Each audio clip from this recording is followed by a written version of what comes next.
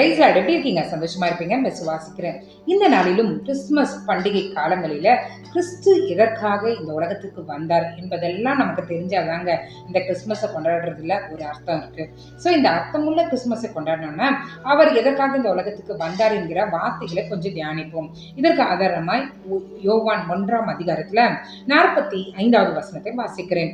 பிலிப்பு நாத்தான்வேலை கண்டு நியாயப்பிரமாணத்திலே மோசேயும் தீர்க்கதரிசிகளும் எழுதியிருக்கிறவரை கண்டோம், அவர் யோசிப்பின் குமாரனும் நாசரேத் ஊரானும் ஆகிய இயேசுவே என்றான்.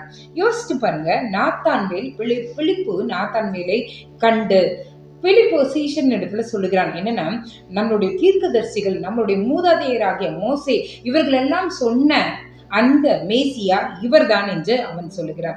அப்போ தீர்க்க தரிசனம் நிறைவேறுகிறதுக்காக கிறிஸ்து இந்த உலகத்துக்கு வந்தார். கரெக்டுங்களா? இல்லைங்களா? அதுதானே உண்மை. இங்கே அவன் சொல்லுகிறான், அவர்கள் எழுதியிருக்காங்களே ஒரு மேசியா வருவான்னு, அவர் இவர் தான் என்று பிலிப்பு சொல்லுகிறத நம்ம பார்க்கிறோம்.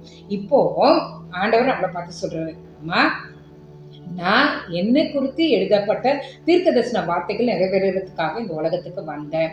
அப்போ உங்களை குறித்துதான ஒரு வரைபடம் இருக்கும்ல. நம்ம ஒவ்வொருத்தருடைய வாழ்க்கையும் ஆண்டவர் ஒரு வரைபடத்தை வைத்திருப்பார். அந்த வரைபடம் நிறைவேறிச்சா? அந்த வரைபடம் எந்த ஸ்டேட்டஸ்ல இருக்கு? நிறைய பேருக்கு பாருங்க, ஆண்டவர் இந்தந்த வார்த்தைகள் என்னென்ன காரியங்கள் உன்னுடைய வாழ்க்கையில் நிறைவேறும் சொல்லியிருப்பாரு, தீர்க்க தரிசனமாய் சொல்லியிருப்பாரு. அதையெல்லாம் நம்ம வாழ்க்கையில் நிறைவேறுதா? நிறைவேறலையே. இன்னைக்கு ஆண்டவர் நம்மளை பார்த்து கேட்கிறாரு, உன்னுடைய வாழ்க்கை எப்படி இருக்கிறது என்று ஆண்டவர் கேட்கிறார். அவர் சொன்ன வார்த்தைகள் நிறைவேறுகிறதற்கு தக்கதாய் உன்னுடைய வாழ்க்கை இருக்கிறதா?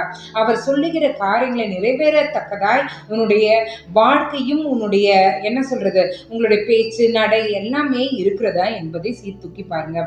தீர்க்க தரிசனம் நிறைவேறுகிறதற்காக இயேசு கிறிஸ்து இந்த உலகத்தில் வந்தார்.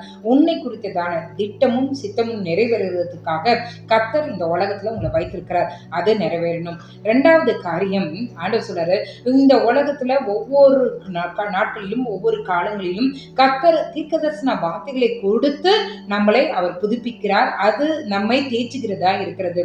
ஆண்டவர் அநேக ஒரு வரைபடத்தை அவர் வைத்திருக்கிறார். அது நம்ம வாழ்க்கையில நிறைவேறிச்சா?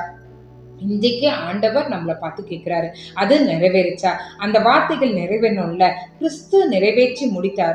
நீங்களும் நானும் நிறைவேற்றுகிறோமா, நிறைவேற்றி கொண்டு இருக்கிறோமா, இல்லைன்னா மறந்து போய்விட்டு இருக்கிறோமா? இன்றைக்கு அதை சீர்தூக்கி பார்ப்போம். கர்த்தர் பெரிய காரியங்களை நம்மளுடைய வாழ்க்கையில் செய்வாராக. ஜெபிக்கலாமே.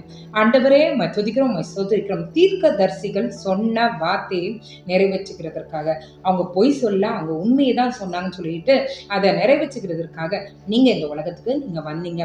அதே போல எங்களை குறித்ததான ஒரு வரைபடம் உண்டு. எங்களை குறித்ததான தீர்க்கதரிசன வார்த்தைகள் அநேகர் சொல்லியிருக்காங்க, அநேக ஊழியக்காரங்க சொல்லியிருக்காங்க.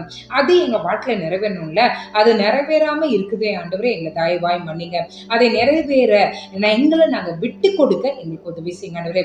அதை நிறைவேற்றவே நீர் வந்தீர் என்றால் ஆண்டவரே, நாங்களும் நீர் வைத்திருக்கிற திட்டத்தை சித்தத்தை நிறைவேற்றவே இந்த உலகத்துல இருக்கிறோம் என்கிற ஒரு உண்மையான ஆழமான அர்த்தத்தை நாங்கள் எல்லாரும் புரிந்து கொள்ள ஆவியானவர் உதவி செய்வீராக. எங்களுடைய வாழ்க்கையை வாழ்றதுக்காக அல்ல, நீர் வைத்திருக்கிற ஓட்டத்தை நிறைவேற்றுகிறதுக்காக தான் இந்த உலகத்துல நாங்க இருக்கோம்.